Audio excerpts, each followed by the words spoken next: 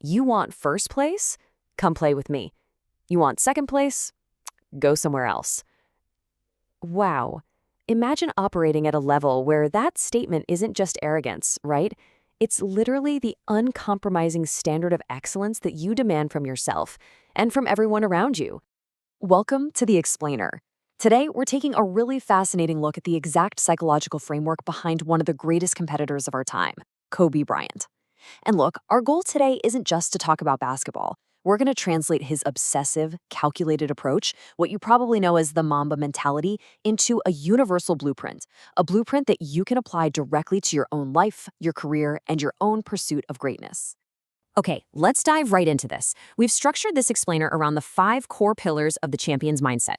We'll be looking at the world is a library, entering the mental cage, the price of greatness, the blueprint for business, and finally, defining your own exit. Basically, consider this your psychological roadmap to unbreakable resilience. Let's start right at the beginning. Pillar 1, the world is a library. The absolute foundation of greatness doesn't actually begin with physical talent. It starts with obsessive curiosity. It's about treating literally everything in your environment as a tool to master your craft. Just look at the number 20 here. Kobe's dedication wasn't some short-term burst of motivation. It was a relentless, everyday process for 20 solid years. And he was incredibly honest about his physical limitations. He'd admit his vertical leap was a 40, not a 45 or 46 like some guys. His hands were big, sure, but they weren't massive enough to easily palm a basketball. He was fast, but not ridiculously fast. So how do you compensate for that? Granular daily study. He did hand-strengthening exercises. He relied on supreme skill, precision, and finding those exact angles on the court. He simply figured out his weaknesses and just outstudied the competition for 2 decades to overcome them. And he didn't just sit in a dark room watching game tape either. He went straight to what he called GOAT Mountain, the greatest of all time. He actively sought out legends. We're talking Magic Johnson, Larry Bird, Hakeem Olajuwon, Jerry West, Oscar Robertson, Bill Russell, and especially Michael Jordan, who really became his big brother in the league. He went to them to learn the deep ins and outs of the game, to absorb their level of detail, and honestly, to mirror their obsessiveness. He was proactively harvesting knowledge from the absolute best to ever do it. Which brings us to this massive breakthrough in his mindset, and something you can definitely apply to your own setbacks. Early in his career, Kobe shot 5 air balls in a crucial season-ending playoff game. Now, the natural human reaction there is emotion, right? Feeling completely embarrassed in front of the entire world. But his actual advice? Get over yourself. You're just not that important. He totally stripped the emotion out of public failure and replaced it with clinical rationale. He asked himself, okay, why did those air balls happen?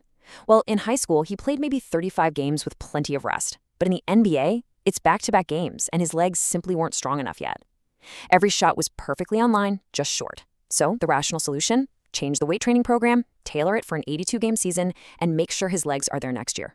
Boom. Done. Problem solved. So that highly analytical approach smoothly transitions us into Pillar 2, entering the mental cage. And this brilliantly illustrates how we shift focus from the intellectual study of your craft to the extreme psychological mechanics behind creating an alter ego. This is all about fiercely protecting your focus. Kobe called it the mental switch. It's the act of completely separating your normal self emotionally and switching modes for peak performance. He actually compared this directly to Maximus in the movie Gladiator, picking up the dirt and smelling it right before stepping into battle. It's a psychological trigger. When it's go time, you step into a completely different persona.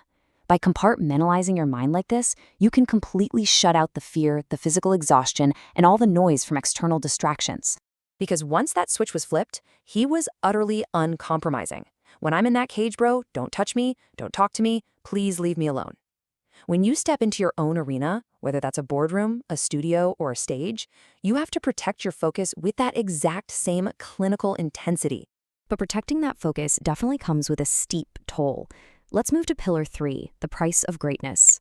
Here, we're exploring the radical contrast between quote-unquote normal, everyday behavior and the harsh, actual cost of choosing absolute excellence over just being comfortable.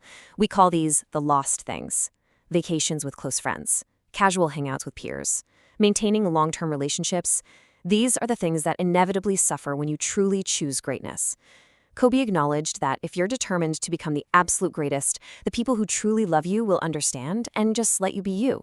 But make no mistake, everything between, it's lost. He chose this friction, this intense isolation, for one very specific, powerful reason. When he retired, he did not want to look back and say, man, I wish I would have done more. And that refusal to look back with regret, it extended to a refusal to ever hide from the competition. Picture this, it's the year 2000. His team is playing the Toronto Raptors. Vince Carter is playing at his absolute peak, just tearing the league up. Meanwhile, Kobe's back is completely jacked, aggressively spasming. It would have been the perfect, totally justified day to just rest and recover. But his mindset? If he set out, people would think he was ducking Vince Carter. He essentially said, "Excuse me? No, I don't think so." He stood out there in the layup line with his spasming back and decided, look, my back can bother me any other day, but it ain't bothering me today. He's gonna have to see me today. I mean, that is the intense, raw defiance of a true champion. Now, it's easy to think this level of intensity is strictly for physical sports, but let's turn to Pillar 4, the blueprint for business. So the crucial point is that this exact same mindset scales seamlessly out of the arena and straight into leadership and high-stakes business investments. He literally had a 4-step playbook for evaluating any business. Step 1, do you understand the business and how you can actually help it grow? Step 2, what are the barriers to entry? Step 3, does the company have a culture that is genuinely sustainable? And step 4, which is probably the most revealing, are the leaders themselves obsessives? Had they created a culture of obsessiveness? He specifically looked for entrepreneurs who matched his own inner drive, which proves that his personal standard for greatness translates perfectly to evaluating corporate culture. And when he started running his own storytelling and animation studio, he applied this exact same filter to his team. A safe project is one where an employee looks at a task and says, okay, yeah, I can do that. According to his philosophy, that is absolutely not the project you want to take on. The desired project is when an employee looks at it and says, I don't know if I can do that. I don't know how to animate that or write that. He deliberately sought out impossible-seeming tasks. Why? Because he understood that through that immense curiosity and struggle, you actually force your team to reach a level of excellence they didn't even think was possible. Which brings us to our final section, Pillar 5, defining your own exit. This relentless drive to push boundaries perfectly prepares you for the inevitable hardships of life. This is the ultimate test of human resilience and, really, the emotional climax of the champion's mindset. Set the scene. It's late in the season against the Golden State Warriors. The score is a super tight 107-109. The team is desperately fighting for a playoff spot. Kobe goes up for a totally routine move and suddenly, boom, his Achilles tears. It's literally one of the most devastating, physically crippling injuries any athlete can ever face. But what does he do? He physically walks to the line, hits his 2 free throws on a completely snapped tendon, and limps off the court. In the trainer's room afterward, his kids are looking at him, and they are clearly shaken. He looks right back at them and says, Dad's gonna be all right. It'll be fine. Even with his body physically failing him, his immediate instinct was to set an unbreakable example of strength for his children. And in that exact moment, sitting in that trainer's room, he made a conscious, unbreakable decision. This obstacle cannot define me. It's not gonna cripple me. It's not going to be responsible for me stepping away from the game that I love. I'm going to step away on my own terms. I'm doing it. That right there, that is absolute agency. That's a champion taking total control of the narrative and refusing to ever be a victim of circumstance. So I want to leave you with this question to really reflect on. When you inevitably face your own ultimate obstacle, will you let it define you, or will you define your own exit? The blueprint is right in front of you. The world is your library. Learn to flip that mental switch, accept the sacrifices, and become absolutely obsessed with your craft. Thank you so much for joining me on The Explainer. Take these principles, apply them to your own life, and start building your own champion's mindset today.